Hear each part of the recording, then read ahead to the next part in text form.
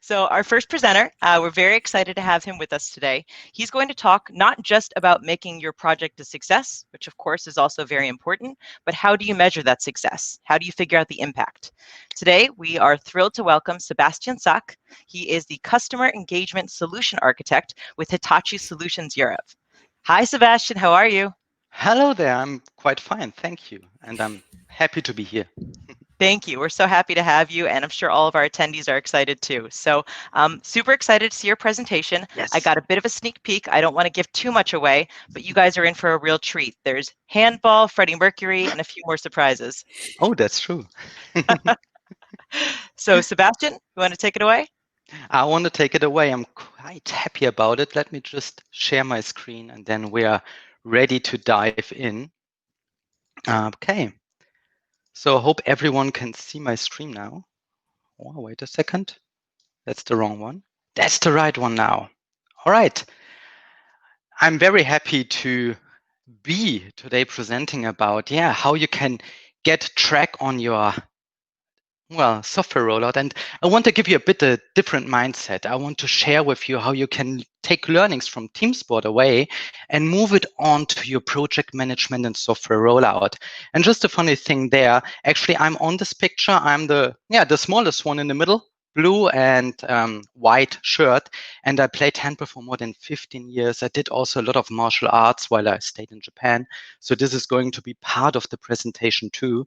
And let's dive into this. And before we dive into it, let me first ask you and get a bit idea of what comes to your mind when you hear team sports or sports in general.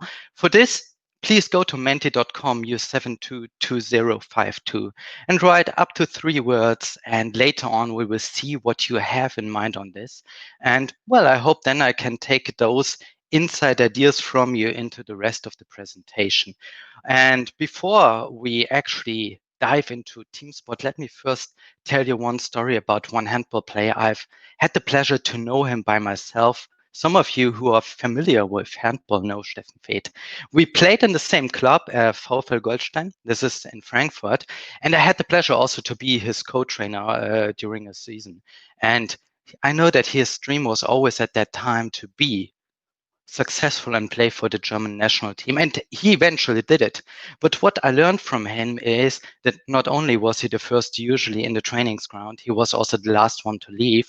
But towards every game, he really set up a roadmap how to achieve success. And he was the key player there. And now this is crucial. You can learn from this. When you are having a software rollout, you need to identify the key users for you and take them with you on a journey, because they will tell you what is valuable to them, and they will be able to put this pioneer spirit, this success, this DNA of success towards the rest of the users. And Stefan set around his goals, his roadmap, his vision, and he had also the support by his trainers. And the trainer for him, they were not only a pure trainer, they were kind of change manager, because they managed to evolve him towards a position he was pretty good at and towards a kind of game style which was leading to success. And some of you also remember this picture or the celebration we had when the German national team won. It was because they had a long-term strategy, smart tactics during the game, and a change. After this, then 2017, actually, we got a new head coach for the German national team, Prokop, and he had a complete different idea on how to play. So 2017, he developed a new strategy, which had some kind of quick wins and new tactics. So it was a complete change for the new team, because he picked out a set of key players, put communication towards them, and the trainer had so also need to function more as a change manager and as a project manager. Naturally, along the roadmap, he had quick wins for each year and for each player, which he wanted to achieve. So he set up a complete roadmap. And those 5 points, which Propcode took, communication and quick wins, led actually also to success. But I still remember the first tournament there. We had a complete mixture of success and some real downfalls. But the great thing about it was that Propco had such a long-term vision that the DHB, so the German Handball Association, stick to him. They said, hey, we believe in you because you told us what you want to achieve, and you have a new kind of communication, first towards the team, toward us, and then towards the rest of the world. This all ranked well, and in 2020, there was the last tournament there, still before COVID, and he had goals in the roadmap. He wanted to be at least in the top 4 of the work of this cup. But the measurement they put there, he did not achieve the goal. He just stayed or achieved place number 5. You would say, hey, that's still pretty kicking thing, but it was not enough because he said, that is my goal. And now there's the one thing what we can learn out of this story. First of all, communication is key to drive the people with you, especially during a complete new idea on how to play. We all know that we have some long-term project. I still remember I've been part of a CRM project, and when I joined this, it was already running more than 11 years. The quick wins were not there, so the people were kind of frustrated. This is not actually the success we want, because with software rollouts, we want to have quick success. And this reminds me of one of the greatest things I've done. It was last year when we made an agile approach for a customer engagement solution, complete sales to ERP integration and marketing. This agile approach was awesome because the key users we could identify together, they wrote storylines, how they want to work. And they said, we need to deliver this, and we measure this. If this is succeeding, we have success. This was the coolest thing ever because the people told how they want to work. And that was quick because in around a sprint of 3 weeks, we were having a success. We could deliver something. And that is the mindset we need to have. So whenever it's coming to sports, we might have the one people who are really celebrating. If you don't take people along on a journey, they will be feeling lost. They will stand there and are thinking, what the hell is going on there? And if you promise something and you can't deliver twice or thrice, you will be knocked out. And this is something which is giving us emotions. Before we move to the next slide, I hope you gave some input towards menti.com and see what we're having here. Oh, cool already. Fun. Yeah, sports is fun. I see beer. We are talking about celebration. That's important there. Working together, collaborative, cybersport at the moment. Yes, I am playing cybersports too. I love League of Legends lately, again. But what is in the middle, and I think that is what we all want to have, it's team, it's trust, it's fun, success, and emotions. I'm going to keep this with us, and let's have later on a quick peek again. Because what we are learning there from sports in general is we have team sports on the one side, but we also learn something by ourselves. And that is giving martial arts a clue on it. Live by choice. We have a choice how we want to live and what we want to do. And in the Gorindo show, written up in the right corner there by Miyamoto Musashi, actually a samurai, later Ronin, he never lost a fight because he did many things. And he said, determine that today you will overcome yourself of the day before. Tomorrow you will win over those of lesser skill. And later you will win over those of greater skill. This is a choice we can all make. If it's in sports, in private life, or in work, we will have our downfalls. There are pitfalls all along the road. But we have the choice to go up, stand up again, and be better than the day before.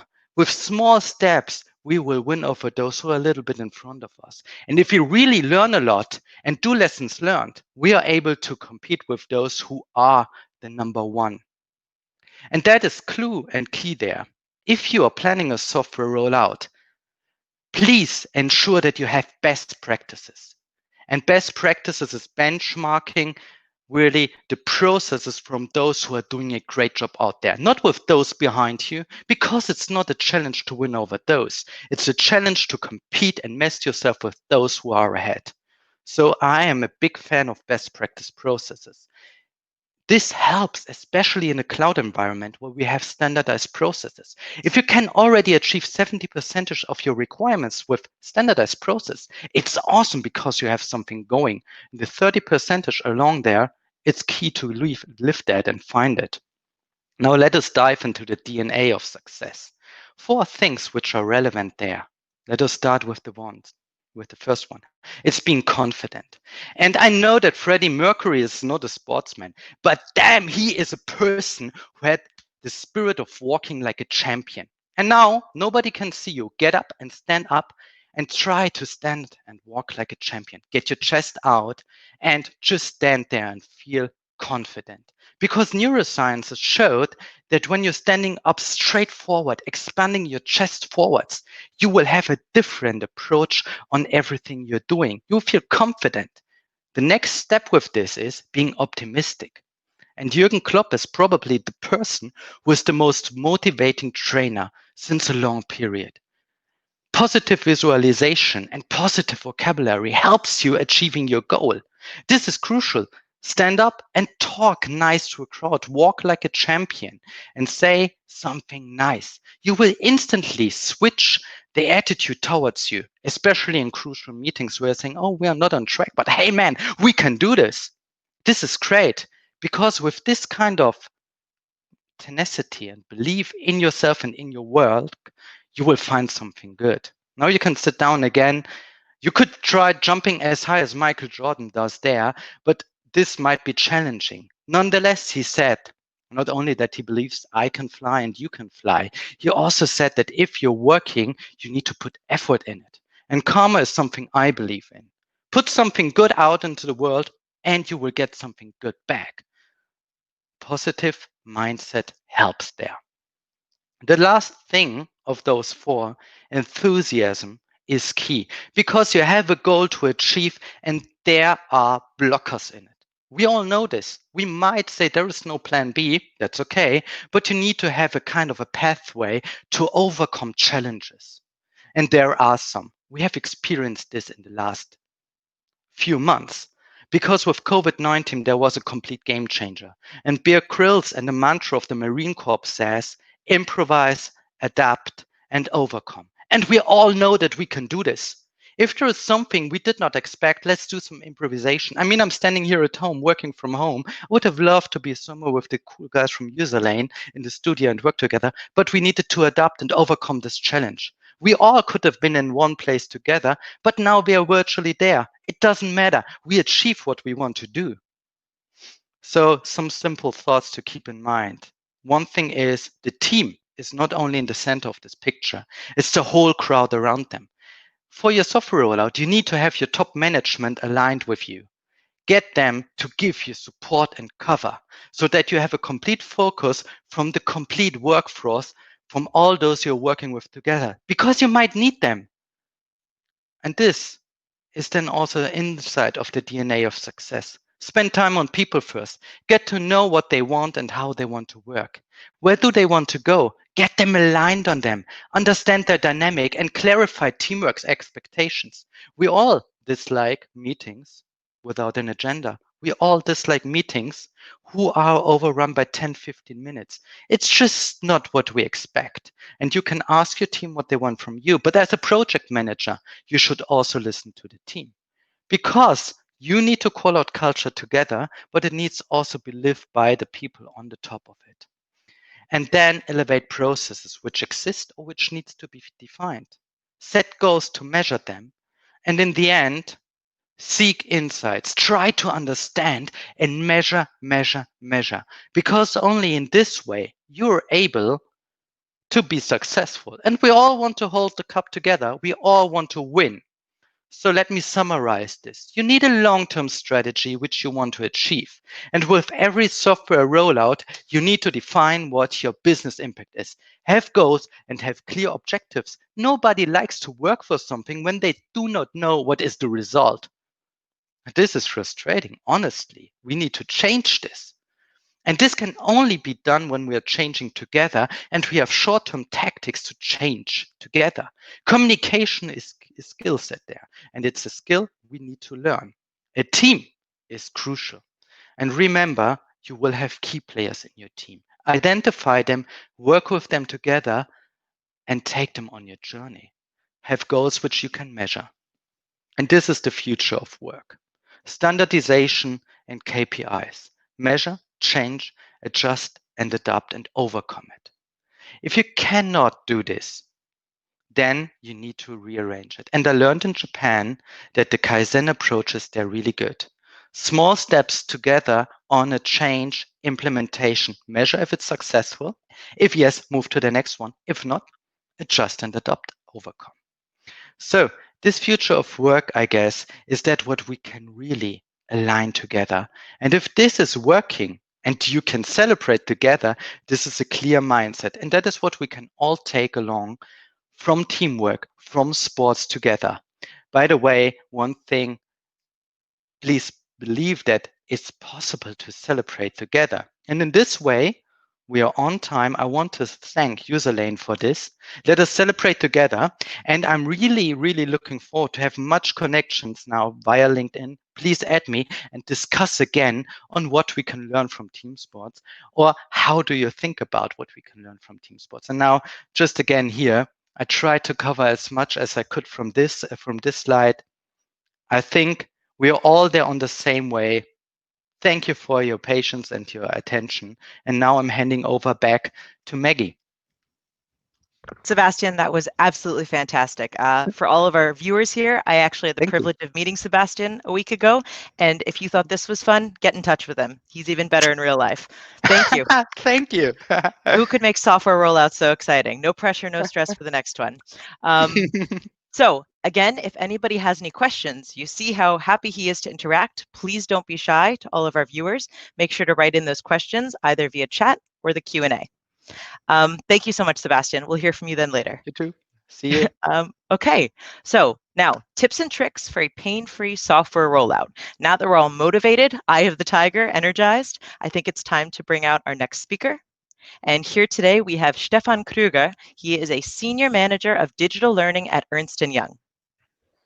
Hi, Stefan, and where are you talking to us from today? Hi, Maggie. Thanks a lot for the introduction. Happy to be here. Very excited to be part of the first ever Userlane web event. And I hope you can also see my presentation right now. I'm not quite sure if it's already presented. Here we go. Perfect. Coming soon. And Stefan, take it away. Thanks a lot, Maggie, again. So tips and tricks of to a pain-free software rollout. And when we think about a software rollout, there are many different aspects, like technical, project management, methodology, disruptive, evolutionary, you name it. So I will concentrate more on the user side of a software rollout. In other words, the ones affected by the software implementation and how an ideal label could look like. What I will highlight in the next 15 minutes does not claim to be complete, I'm pretty sure. You might have made your own experiences, your individual ones, that hopefully complement my overview or my presentation. I guess, yeah, we can spend hours on the topic, and maybe we can deepen the one or the other aspect later on in that community event.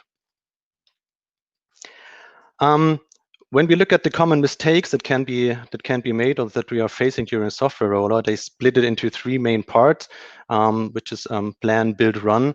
Somehow reflects the common understanding of software rollout phases.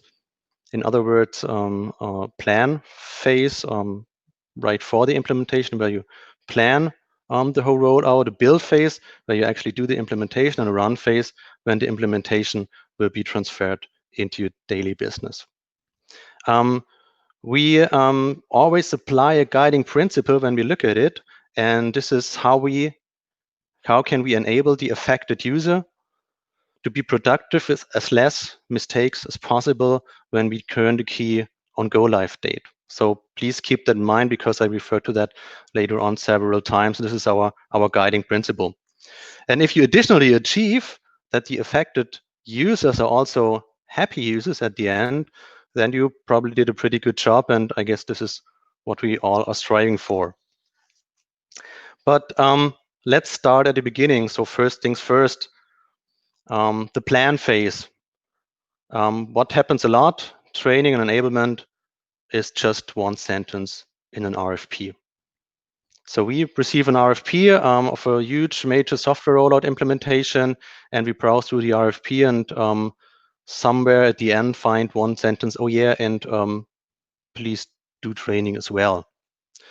So in an ideal world, plan budget and resources thoroughly, plan it as an essential part of the implementation, and get stakeholders responsible for learning on board as early as possible.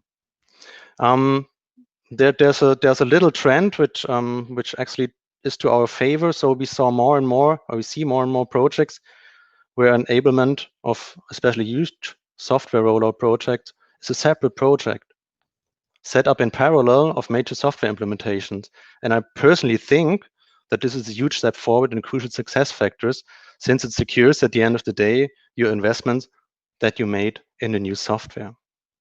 The same somehow goes for change, you know, same story. Looking at an RFP, hardly any change in it. And change is perceived somehow as a soft topic by many people still, which is just not true. And we often hear like, yeah, we think about change and we do it internally. But then when it gets serious, you know, it's often forgotten or not done seriously because the change has to accompany the whole project. And there's also, in the meantime, technology in place, which is anything but soft, based on data analytics, so you can make serious difference between the failure and the success of a project. So we tick the boxes, we start the project, and we see that training is just a deliverable somewhere at the end of the implementation. And training and enablement is just not open or done. It's a process and has to as well accompany the affected users on their journey. And I'm quite happy that that Sebastian right now also picked that journey picture, because it also applies here when we talk about successful software project rollouts. And you don't get a happy user when you just do like a one-shot tool training somewhere near the end of the project or near GoLive. It does not do the job. Which brings us to the next point. Training will be done and planned by the project team members. I ask you a question: do you want to run your supply chain tool implementation, many million big, by a learning expert? Probably not, because learning experts has hardly any clue about supply chain project.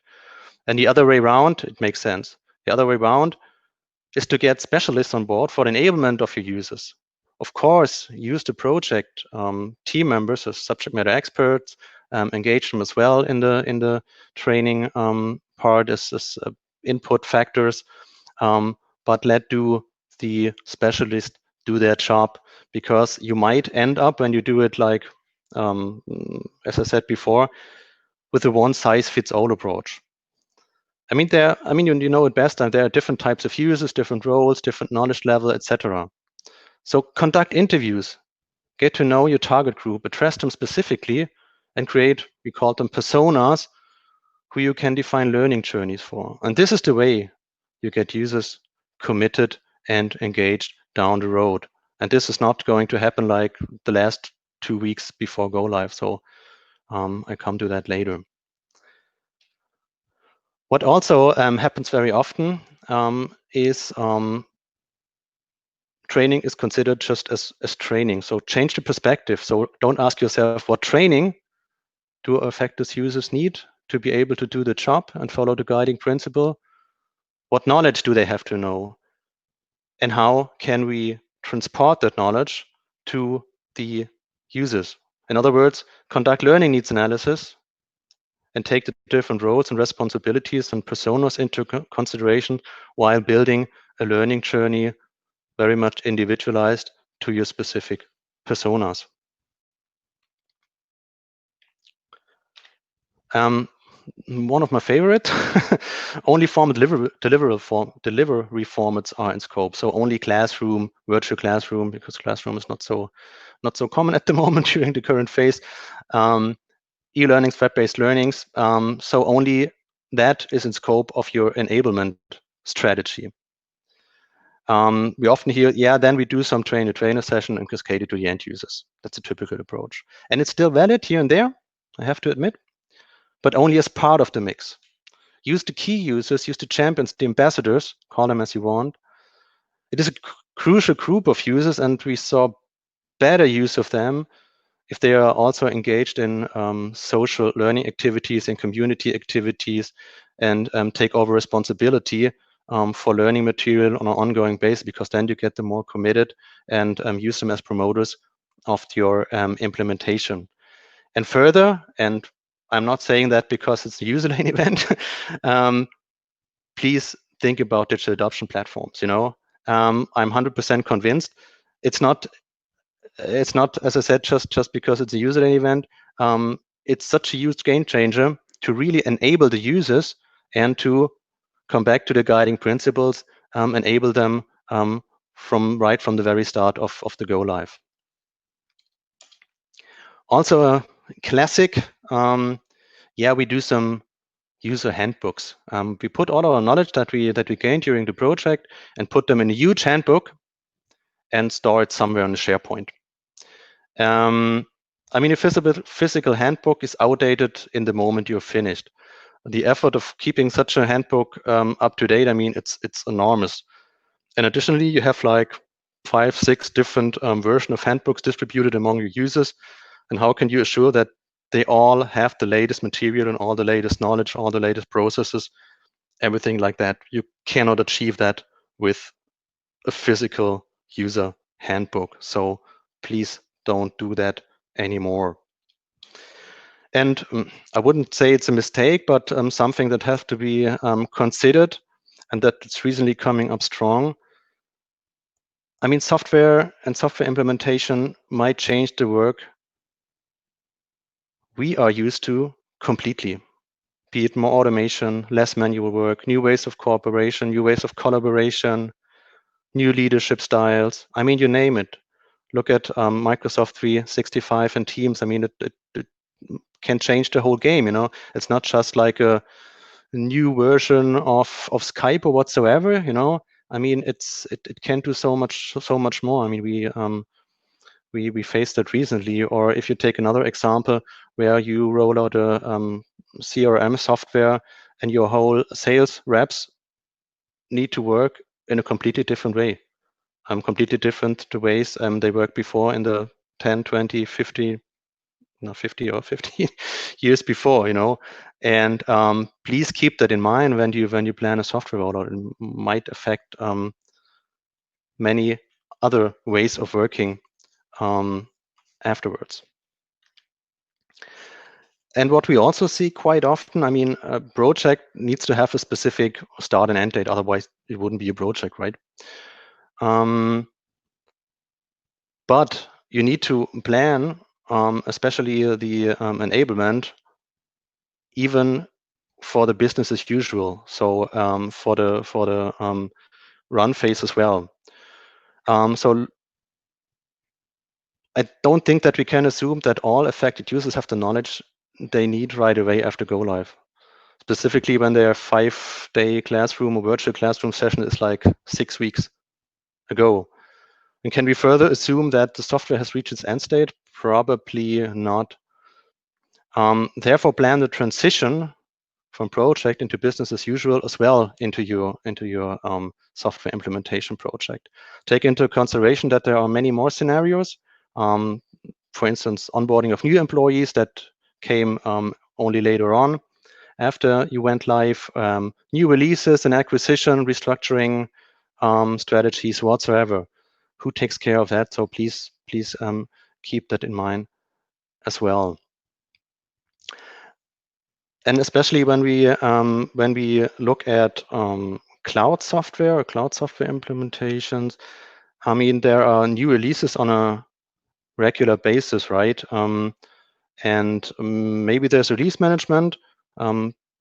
Good if there is one, because then you maybe can give the responsibilities for the enablement for the new releases in their responsibility. Make sure that the enablement topic is also covered, because you cannot assume that the software has its end state and then there is nothing going on in the future anymore. So please keep that in mind as well, because then it also saves you money, because you don't have to reinvent the wheel again when new releases, new features, and whatsoever are coming to your software. So how can it look like when it all comes together? You know, I have quite a complex picture right here, and you probably can't see every bit and pieces, but here we have Rebecca. Rebecca is a master data management expert, and Rebecca is our persona. She has certain learning preferences, certain learning triggers, certain learning barriers. You can see her here on the left-hand side. On the other side, you have complex learning needs, and those learning needs need to be transferred into different learning formats.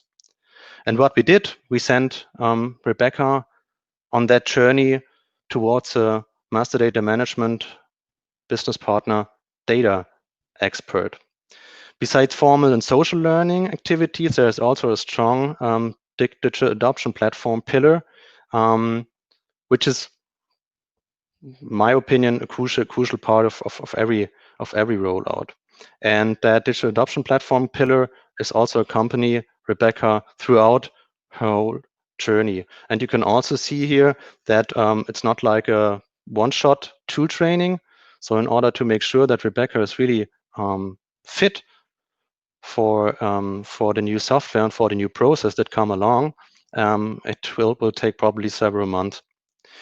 I have to admit, it's quite a complex journey.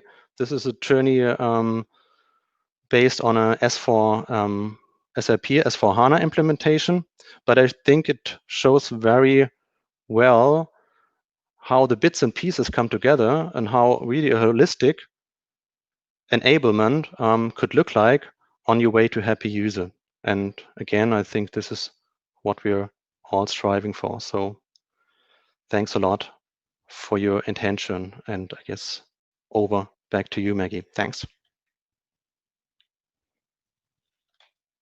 There we go. And we're off of mute. Stefan, that was fantastic. Thank you for really getting much more into the nuts and bolts here and some interesting points about who you want on your dream team. Thank you. So I'm sure that we could hear a lot more from Stefan. Thank you for your time. We'll come back to you with more Q&A. For all of our viewers who have more questions specifically around these topics, please don't be shy. Write them in the chat. We're happy to hear from you. And we're going to keep it moving with our last but not least speaker for the day. We have with us Marcus Ment, an IT specialist with Linde Engineering. So Hi, Marcus, how are you doing? Hi, I'm wonderful. And yourself? Thank you very much. Marcus is very energized for this session. I'll warn you guys in advance. He was doing some warm-ups before we got started, so I'm excited, on the edge of my seat. Marcus is going to share the secret sauce developed by Linde Engineering for maximizing the ROI of global software rollout. So Marcus, any final words before you get started? No, everything is set up fine. Thank you very much. Beautiful. All right, all you, Marcus. Thank you.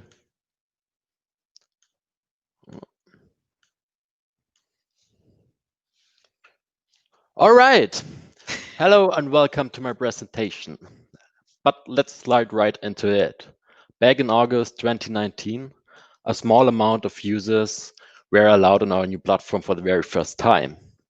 At this point, there were bugs everywhere. Eventually, we solved most of them and could go on to onboard more. That's where I came in. My name is Marcus Ment. I'm IT consultant with Linde Engineering. My expertise are the onboarding of users, Userlane, and also I'm currently working as well in the business intelligence area. My topic today is how to maximize the ROI of a global enterprise rollout. Let's have a look at the agenda. I will introduce you to the Supplier Connect platform, how the process started, and how we rolled it out. The onboarding and change management part is going to be the main focus of the presentation. At the end, I will show you some numbers and where we go from here. But let's go back to the presentation.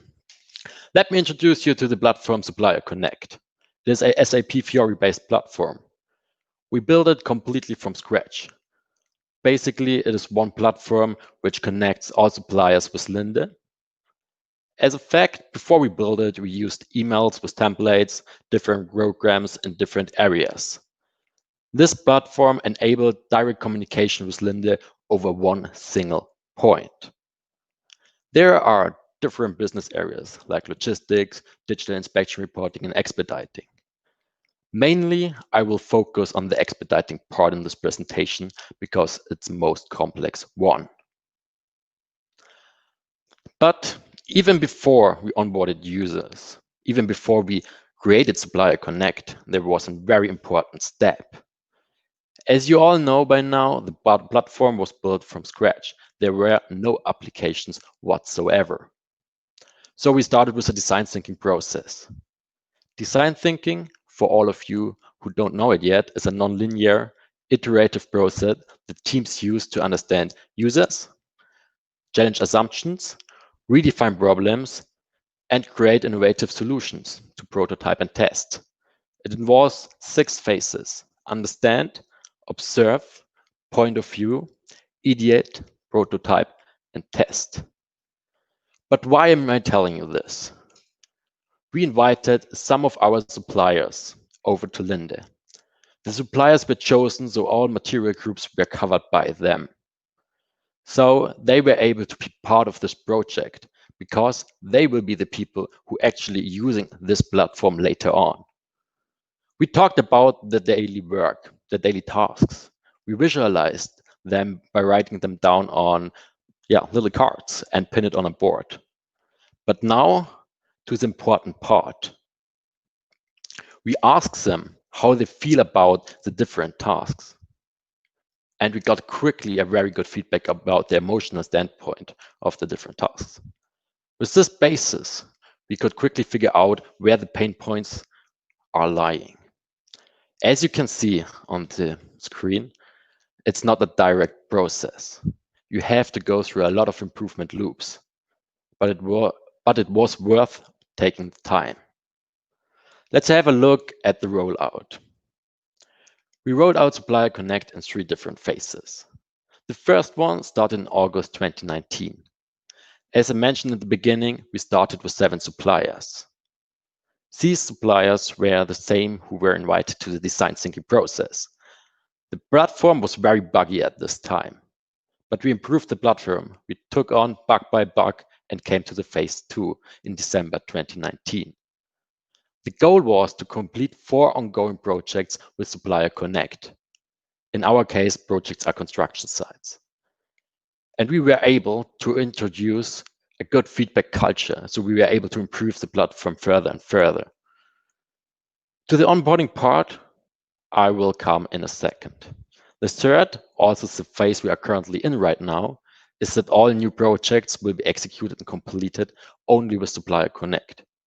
Of course, we can't let all suppliers at once onto the platform, but we are getting there. Let's have a look at the onboarding part. Now imagine you have completely digitalized platform with a lot of applications which are used by different people with different backgrounds. They are working in different companies, states, countries, and even time zones. Eventually, they are even competitors. How do you ensure an effective, efficient, and high-quality onboarding? Let's have a look at the standard methods. I think all of you know the PDF and Word document. But let's be honest, who wants to read 100 pages of manual for an application? The screenshots are old, new functions are not even mentioned. And the disadvantages are huge. It's very time-consuming for the user. The users are most of the time annoyed by searching for the functions. And the biggest point, you have a big lack of flexibility. So let's move on to the phone call. It's very nice to talk on the phone one-to-one. But it's just not efficient. And as my topic always says, we want to have a good ROI. So let's don't waste too much time.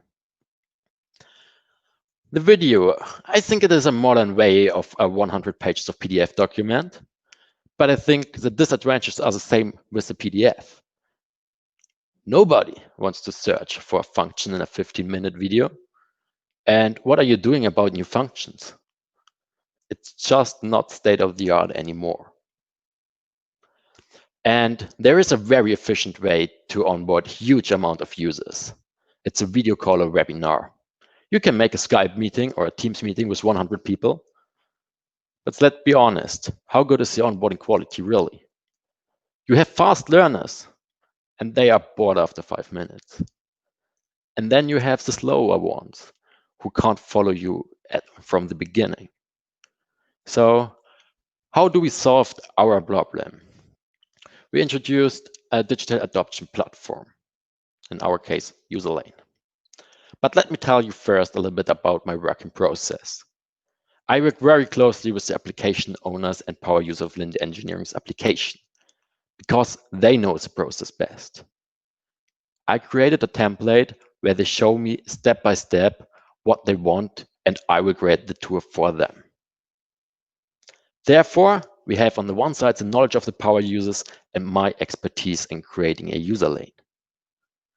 With a digital adoption platform, you are able to choose where to put the tours in your application. Also, you can restrict the access to the tour. So only the right users at the right place see the tours. We have two main structures of guides. On the one hand, we have the interactive training. On the other hand, the walkthrough. The purpose of the interactive training is to explain the UI with all the functions you're able to use at this point of your application.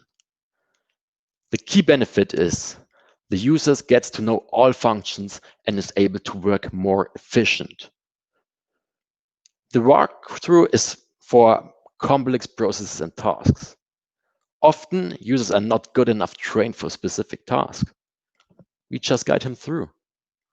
With that kind of tour, the user is able to complete his task without having to be afraid of doing something wrong. By every step, he gets a little explanation of what he is supposed to do. It is a very efficient way to complete tasks by your own. But that's not all. Let's have a look at the change management part. A big part of change management is communication. Communication within the team who is preparing the change, but also it's very important to communicate with the users. Because once they are annoyed by the things you want to introduce, you will have it much harder to put it through. And Userlane provides us exactly with those functions. You can use it to let the users of the application know when a downtime is coming, some error occurs on the page, or if you just want to inform him that something new is coming or came already. In my experience, if the user knows what's happening and is getting warned that there is an issue, the user will be less annoyed. I think you all know our beloved friend, the Internet Explorer. That is the browser where you would be fast to write everything down per hand and send it via post than actually using it. But nevertheless, many companies still have this as standard browser, as some applications still run only on the Internet Explorer. I will show you how we solved this in a live session. Oh. All right, this didn't work too well.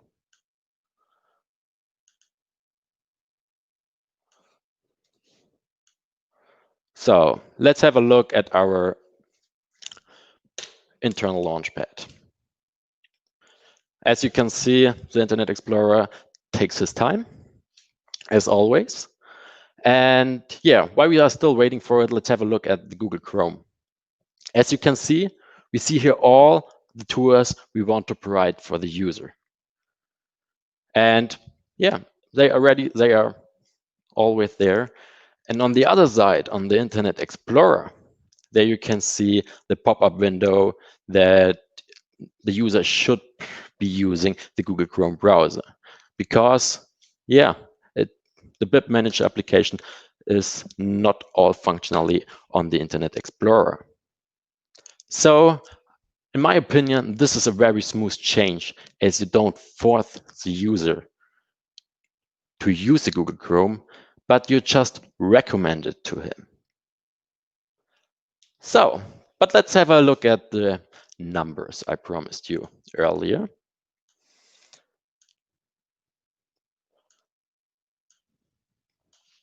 So there are two parts. For one, there's the Userlane Analytics, where Userlane is tracking how many users had the chance to use Userlane. So we have about over 2,000 users right now on Supplier Connect. And over 1/4 of them used Userlane at least once. And altogether, they played over 12,000 Userlanes. I think these are quite good numbers, especially as we don't have tools in every application yet. On the right side, you see the numbers of the case study we did with Userlane together. And yeah, in my opinion, we got some good KPIs where you can measure our success with our onboarding and change management strategy. So you see the number of support requests decreased by 48%. Our onboarding time is up to 2 times faster. And overall, we have a decrease in trainings cost by 60%. And I think, as I already mentioned, these are very good KPIs and very good numbers. But let's have a look at the future. There are a lot of areas we are able to improve to get more efficient and better learning experience. And as a result, a better ROI. And that's what we all want, right? I hope you enjoyed my presentation. If you have any questions, now is the time to ask. Thank you very much for your attention. And Hi, let's go Marcus. back to Maggie. Thank you so Hi. much for making my job a little bit easier. As Marcus said, please hit us with your questions. We're very happy to hear all of them. So at this point, we get to welcome all of our speakers back to our little virtual stage. And now it's time for our Q&A. So let's get started. I've got one question here. So guys, this is not the first topic that's come up in these sessions, but COVID, in terms of how we're dealing with this recently. If you're looking at your team, when you handle a software rollout, the team coming together is very important. How do you see this changing and adapting in the current COVID-19 climate that we're in? Okay, then I will start. I think it isn't that much of a problem here. So I think we have Teams, we have Skype, we have clouds where we can put all our stuff together and work together in a communicative way. So like in Teams, it's like you have a message board with every news, and yeah, it won't be deleted. So I think you have always all news at your hands. So making sure everybody's kind of brought up to speed, right? Yes, exactly. Yeah, great point. Sebastian, Stefan, what do you have for us? I think the most important thing is to get the culture back also into a digital environment.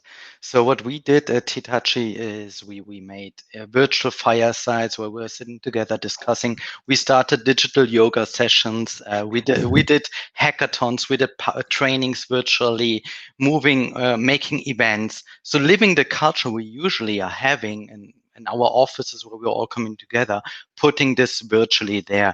And I think this is very important to get the people together and exchange and move forward and get a drive on how it is also to work more digitally. And that was actually, or still, because tomorrow we're having the next hackathon. It's awesome. That's cool. Keep us updated. We'll be watching your LinkedIn for updates. Oh yeah, yeah. I'm in the jury, so I'm going to see what awesome stuff that people are doing again. Give us a little inspiration at home. And Okay. Stefan. So probably since I'm the oldest guy here in the round, so I still miss it a little bit, actually, like the huge project rooms with everybody sitting in one room and working together. I mean, I don't think that you can replace it with any virtual tool, because then you feel the projects going on, you know. And this is not to be replaced by any tool. But still, I'm surprised how well it goes with exactly the tool Marcus and Sebastian already mentioned, you know.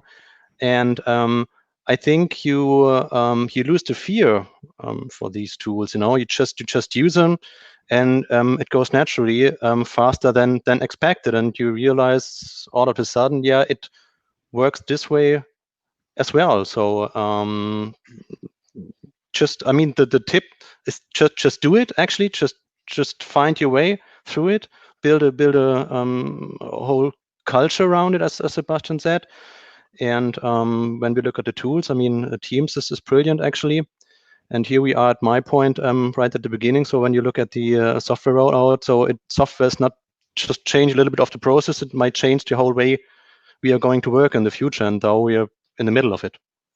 Yeah, scary at first, but it's exciting to see what's coming out of this strange time.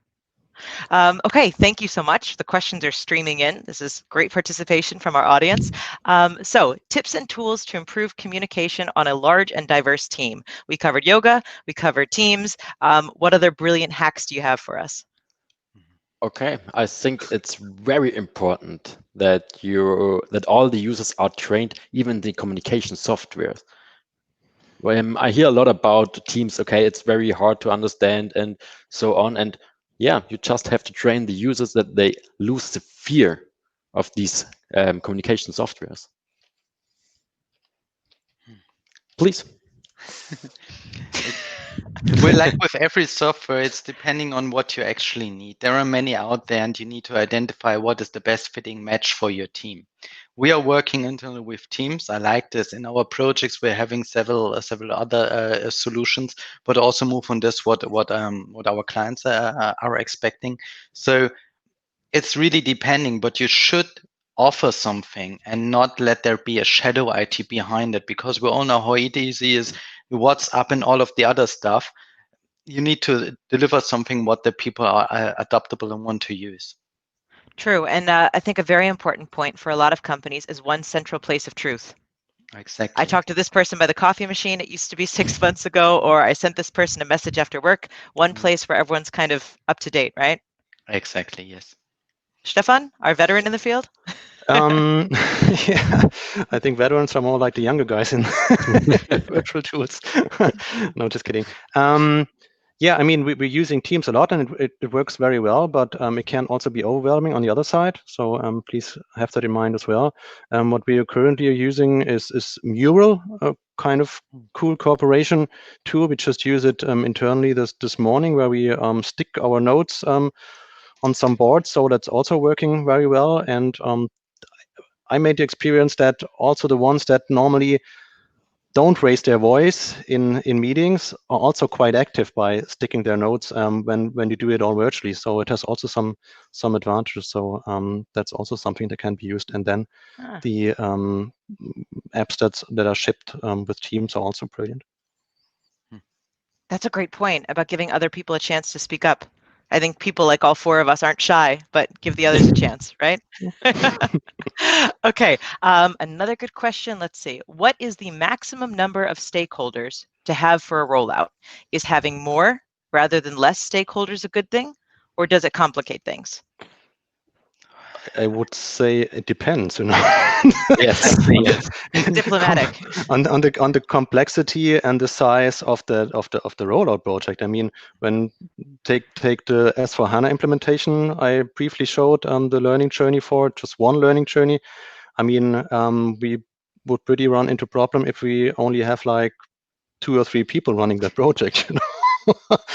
Otherwise, for smaller software, for not so huge amount of affected user, I mean, 2 or 3 can be good. So I'm struggling to really being concrete on that question.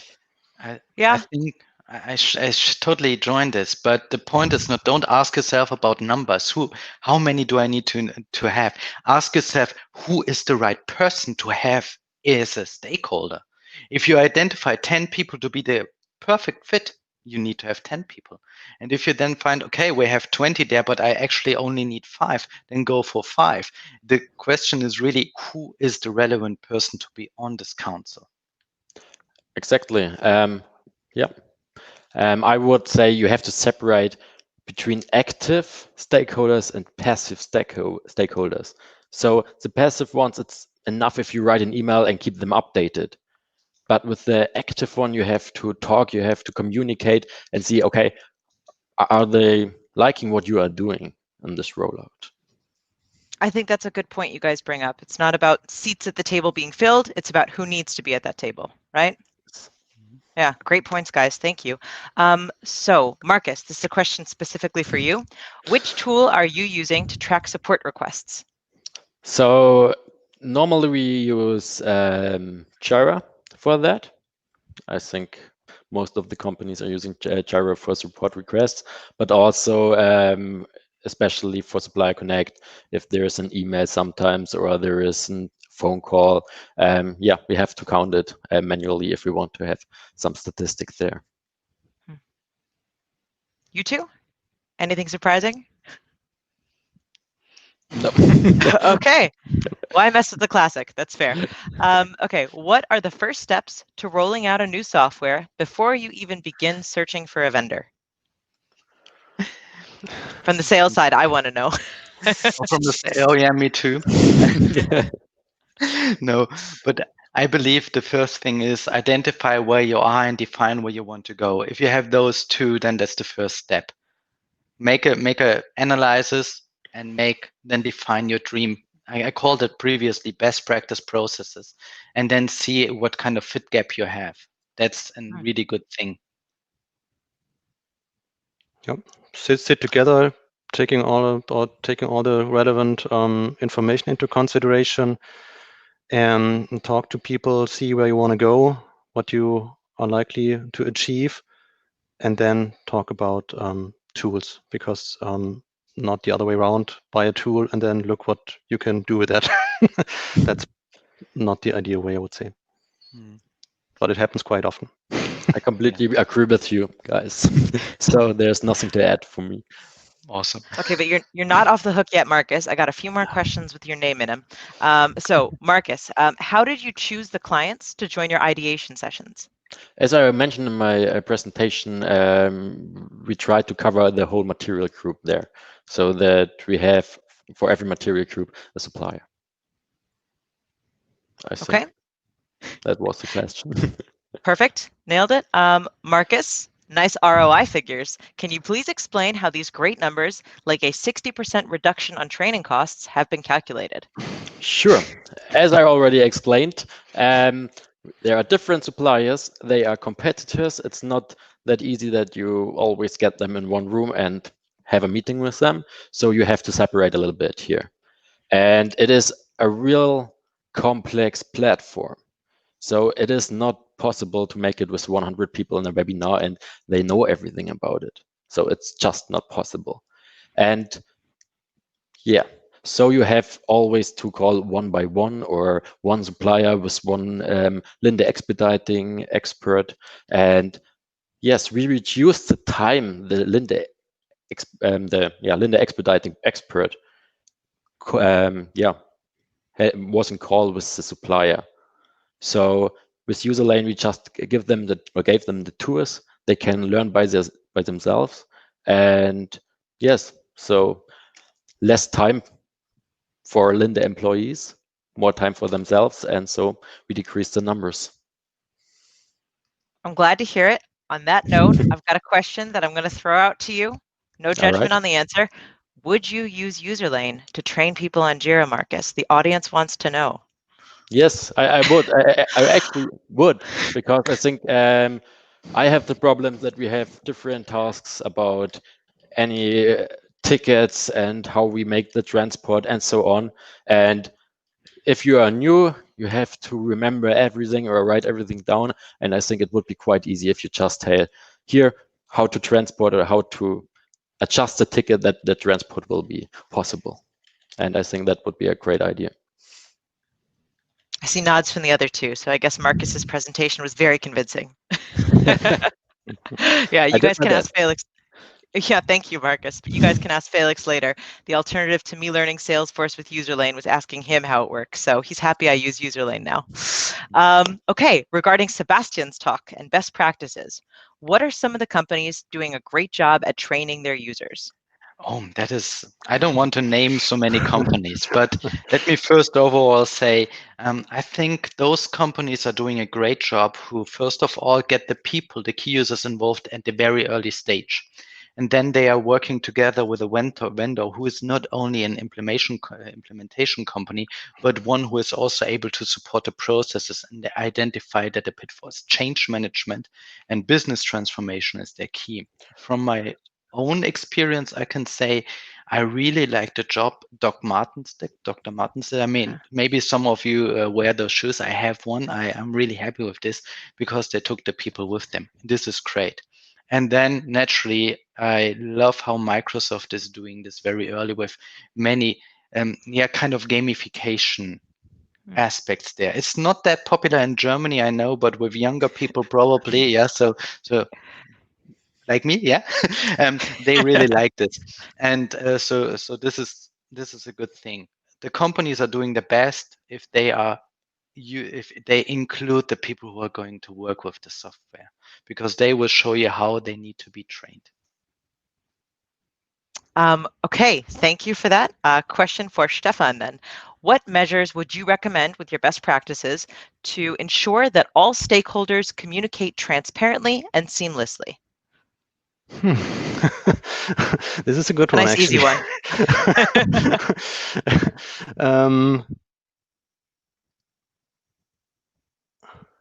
I think, I mean, right at the beginning, also Sebastian talked about different KPIs that will measure the success of a project, you know. And in order to have those KPIs in mind and on track, I mean, it would be good to not look at them at the beginning, so in the middle as well, so to adjust here and there. And I would say if your success factors or your success key performance indicators will go down here and there, you need to adjust them specifically. But that can be different from project to project, because one project, I mean, communication or whatsoever could be the key. On the other project, I mean, the technical landscape is just not working, you know. So it's also quite a broad span that can be that has to be considered, actually. Do you two have anything to add? No. Okay. Almost in perfect tandem. Well coordinated, you guys. Okay, then last question, I believe, is from Marcus here. Marcus, how did you prioritize which tours you set up with your digital adoption platform, Userlane, because there's so many possibilities? So how'd you come up with your concept? All right, it's actually not my concept, because as I told you in my presentation, the expediting part or department says, hey, they say, hey, we want this on this user lane, and I'm just creating it. And because they have the knowledge about the process and applications, I don't. I'm just, the IT guy who's creating them, who's supporting them with user lane, who is, and so I think it's a very good work split here, because they have the expertise, and I have the expertise in how to create a user lane and how to make it a good one. So you take the person who has the tech knowledge and you pair it with somebody who knows the product in and out, and you kind of work together in tandem, right? Exactly. Okay, I like that answer. I know we're hitting time, and I'm a German expat, but I try to be punctual too. So last thing, just to wrap this up, what little pearl of wisdom would all of you leave us with as we transition to the next session? Take a sec, think about it. Communication. I think it's one of the most important things, that you communicate with your team, with the users, with everybody. So it makes the life much easier. I would recommend to read the book, the Gorinno Show, so the book of the 5 elements or the rings from Miyamoto Musashi, because it's giving you an idea on how to master nearly everything and see it from different angles, which is an awesome thing. And it's very thin, really thin. You're hitting all the points. I love it. Okay, and then can you just do me a favor, Sebastian? I wish I remembered how to write that, but can you maybe post that in the chat? Oh, yeah. Let Alexandra, because I'd like to read that. I've got a vacation coming up. So, and Stefan. I think if you achieve that everybody is sitting in one boat, that there is no finger pointing, that everybody stands for each other, if you achieve or create that atmosphere of trust, I think then you will be able to master successfully every situation you come across in a project, in whatever area it might be. And I was in a huge project a few years ago. I think we have that made. And even years after that project, project team members which came came our way, said, look, this project that we did many years ago was the best project I was ever in, because there we achieved exactly that atmosphere of trust and togetherness, and that was built. And if you can achieve that in every project, then I think we would have much more successful projects. Wow, that's great when you've got one project that really stands out as the best, as opposed to the software rollout incident of 2014. That reminds me, later on, we've got some really great sessions. We have our 2 breakout rooms coming up now. But one other thing to keep in mind, the happy hour for all those who choose to join, I will be moderating. We're going to talk about our biggest failures. It could be software rollout related, but it is a happy hour. So I guess we can get into the deep stuff too, if we don't have too many software mess ups. Okay, so that about wraps up our first session here. At this point, then I just want to thank you all for all of your contributions. I want to tell, for having me. thank you guys. And I want to invite all of our attendees to join our next breakout sessions.